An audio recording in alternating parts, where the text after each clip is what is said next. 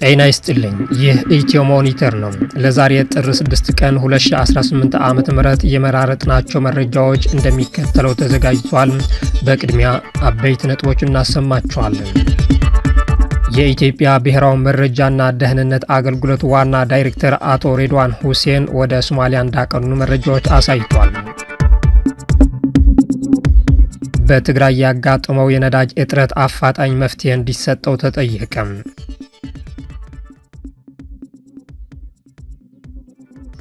ኡጋንዳ የፕሬዝዳንታዊ ምርጫ ከመካሄዱ ጥቂት ቀናት በፊት የኢንተርኔት አገልግሎት ዘጋች።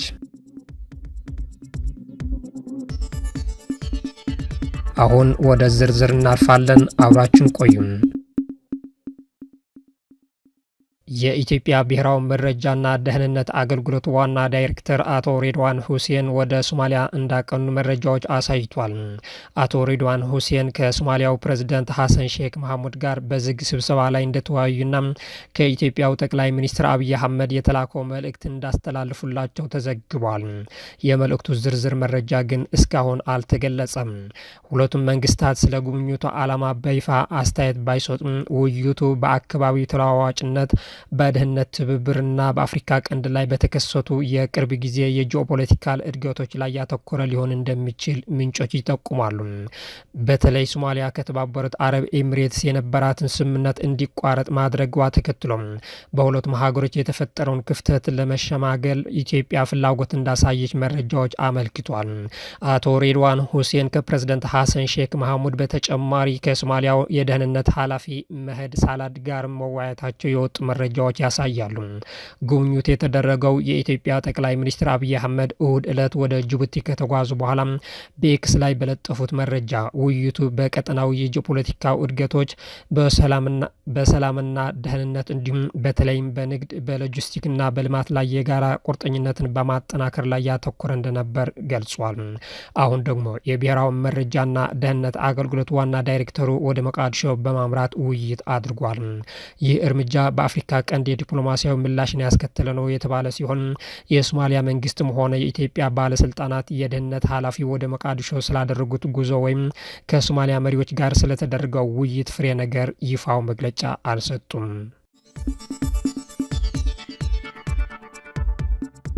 በትግራይ ያጋጠመው የነዳጅ እጥረት አፋጣኝ መፍትሄ እንዲሰጠው ተጠየቀ። የትግራይ ንግድና ኤክስፖርት ኤጀንሲ በትግራይ ውስጥ ለሚታየው አሳሳቢ የነዳጅ እጥረት አፋጣኝ መፍትሄ እንዲሰጠው ጥሪ አቅርበዋል። የነዳጅ አቅርቦት መጠን ከ12 ሚሊዮን ሊትር ወደ 850 ሺህ ሊትር ቀንሷል ብሏል ኤጀንሲው ይህንን የተናገረው በዚህ ጉዳይ ለፌዴራል መንግስት ተደጋጋሚ ጥያቄዎች እያቀረበ መሆኑን በደብዳቤ ባሳወቀበት ወቅት ነው። የትግራይ ንግድና ኤክስፖርት ኤጀንሲ ችግሩን ለመፍታት ላቀረባቸው ጥያቄዎች በቂ ምላሽ ባለማግኘቱም ክልሉ ባለፉት 12 ወራት ውስጥ ከፍተኛ የነዳጅ እጥረት ያጋጠመው መሆኑን ተናግሯል። እንደ ትግራይ ንግድና ኤክስፖርት ኤጀንሲ ገለጻ እስከ የካቲት 2017 ዓ.ም ድረስ 12 ሚሊዮን ሊትር ነዳጅ ወደ ትግራይ ይገባ እንደነበር ያስታወሰው ሲሆን ከየካቲት ወር በኋላ የነዳጅ አቅርቦቱ በከፍተኛ በመቀነሱ ለሰብአዊ ድጋፎች ማጓጓዣ፣ ለህዝብ ማጓጓዣ፣ ለኢንዱስትሪና ኢንቨስትመንት ይውል የነበረውን ነዳጅ ለነብስ አድን ብቻ ታጥሮ ቀርቷል ብሏል። የትግራይ ንግድና ኤክስፖርት ኤጀንሲ በታህሳስ ወር 850 ሺህ ሊትር ነዳጅ ብቻ መቅረቡን ለፌዴራል የንግድና ቀጠናው ውህደት ሚኒስቴር በጻፈው ደብዳቤ አስታውቋል። በነዳጅ እጥረት ምክንያት ለተከሰቱ ችግሮች አፋጣኝ ምላሽ ከሌለም መንግስትና መንግስታዊ ያልሆኑ አገልግሎቶች፣ መደበኛ ድንገተኛ የሕክምና አገልግሎቶችና ድንገተኛ የሰብአዊ እርዳታ ስራዎችን ችግር ውስጥ እንደሚገቡ በመግለጽ የፌዴራል መንግስት ለችግሩ አፋጣኝ መፍትሄ እንዲያቀርብ ጠይቋል። የብሔራዊ ምክክር ኮሚሽን ከህወሓት አመራሮች 3 ጊዜ ተገናኝተው መወያየቱን አስታወቀም። የምክክር ኮሚሽኑ ሰሞኑን በጅማ ከተማ ከባለ ድርሻ አካላት ባደረገው ውይይት በብሔራዊ ምርጫ ቦርድ ከተሰረዘው የህወሓት አመራሮች 3 ጊዜ ተገናኝተው እንደተወያየና አመራሮቹም ደስተኞች እንደነበሩ ገልጸዋል።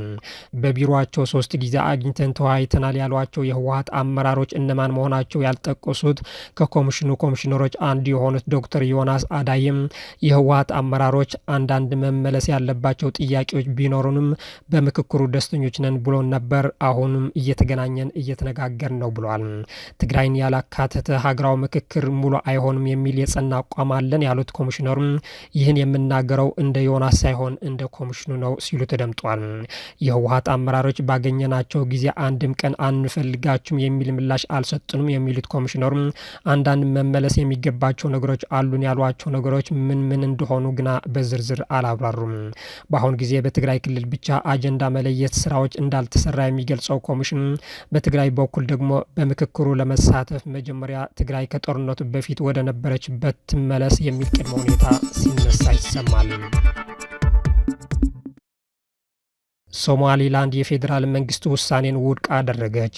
የሶማሊላንድ ባለስልጣናት የሶማሊያ ፌዴራል መንግስት የወሰነው ውሳኔ አስፈላጊ ያልሆነ ሲል ውድቅ ያደረገው ሲሆን ግዛታቸውን በራሳቸው እንደሚያስተዳደሩና የበርበራ ወደብን ሙሉ በሙሉ እንደሚቆጣጠሩት አረጋግጧል። በሶማሊላንድ የሚገኙ ባለስልጣናት ግዛቲቱ ራሷን የቻለች ሀገር ሆና የራሷን ጉዳዮች እንደምታስተዳድር ተናግሯል። በሞቃዲሾ የሚደረጉ ውሳኔዎች በሶማሊላንድ አስተዳደር ወይም በአሰራሩ ላይ ምንም ተጽዕኖ እንደሌላ ቸው አጽንኦት ሰጥቷል። ፑንትላንድና ጁባላንድም ተመሳሳይ ተቃውሞ ማሰማታቸው ይታወሳል። በሌላ በኩል ቱርክና የተባበሩት አረብ ኤሚሬትስ በሶማሊያ ፌዴራል መንግስትና በተባበሩት አረብ ኤሚሬትስ መካከል ስላለው ውጥረት ነገ ይወያያሉ ተብሏል። የቱርክ የውጭ ጉዳይ ሚኒስትር ወደ አቡዳቢ እንደሚጓዙም የአናዶሉ ዘገባ አመልክቷል። አንካራ ከሞቃዲሾ በጣም ንቁ አጋሮች አንዷ እንደመሆኗ መጠን ቱርክ የፌዴራል መንግስትን የፑንትላንድ የጁባላንድና የሶማሊላንድ የፖለቲካ አለመግባባቶችን ተከትሎም የአቡዳቢን ስጋት ለማቃለል መርዳት ትችል እንደሆነ ጥያቄዎች እየጨመሩ መጥቷል።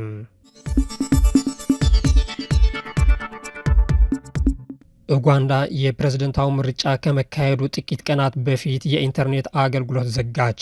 ፕሬዝደንት ዮዌሪ ሙሴቬኒ የ40 ዓመት የስልጣን ዘመናቸውን እንደሚያራዝሙ በሚጠብቀው ፕሬዝደንታዊ ምርጫ ከመድረሱ ጥቂት ቀናት በፊት በመላ ሀገሪቱ የኢንተርኔት አገልግሎት መዘጋቱ ታውቋል።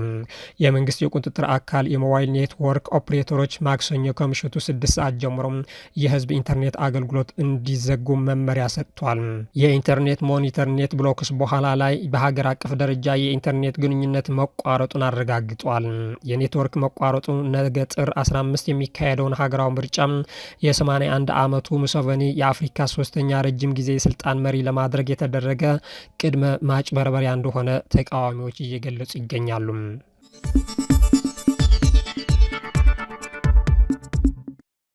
አሜሪካ የሶስት ሀገሮች ሙስሊም ወንድማማቾች ቡድን በሽብርተኝነት ፈረጀች። የአሜሪካ ውጭ ጉዳይ ሚኒስትር ማርኮ ሩቢዮ የሙስሊም ወንድማማቾች ቡድን ሙስሊም ብራዘርሁድ የሊባኖስ የዮርዳኖስና የግብጽ ቅርንጫፎች ላይ የሽብርተኝነት ፍረጃ መጣሉን አስታወቁም። የውሳኔው ዝርዝር በፕሬዝደንት ዶናልድ ትራምፕ አስተዳደር የወጣው ኤግዚኪዩቲቭ ኦርደር 14362 ተከትሎ በተወሰደው በዚህ እርምጃ የአሜሪካ ውጭ ጉዳይ መስሪያ ቤት የሊባኖስን የሙስሊም ወንድማማቾች ቡድን የውጭ ሀገር የሽብር ድርጅትና ልዩ ዓለም አቀፍ አሸባሪ በሚል ፈርጆታል።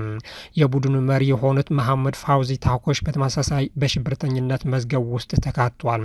በተጓዳኝ የአሜሪካ የገንዘብ ሚኒስቴር የግብጽና የዮርዳኖስ የሙስሊም ወንድማማቾች ቅርንጫፎችን ለሐማስ ቁሳዊ ድጋፍ በመስጠት በሚል ክስ ልዩ ዓለም አቀፍ አሸባሪ ሲል ፈርጇቸዋል።